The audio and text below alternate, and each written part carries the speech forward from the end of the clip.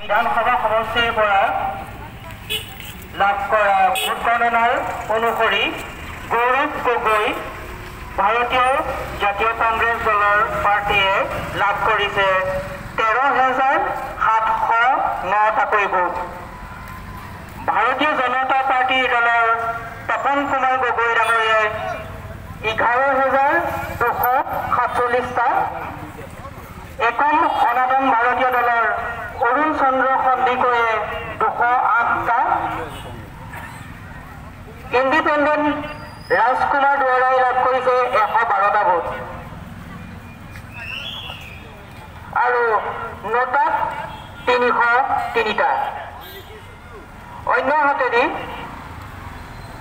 যোৰহাট বিধানসভা সমষ্টিৰ পৰা ভাৰতীয় জাতীয় কংগ্ৰেছ দলৰ গৌৰৱ গগৈয়ে 13,593টা, ভাৰতীয় জনতা দলৰ তপন কুমাৰ গগৈয়ে 11,430টা, একম সনাতন ভাৰতীয় দলৰ অৰুণ চন্দ্ৰ সন্দিকৈয়ে 98টা, ইণ্ডিপেণ্ডেণ্ট ৰাজকুমাৰ দুৱৰাই 64টা আৰু নোটাত 206টা।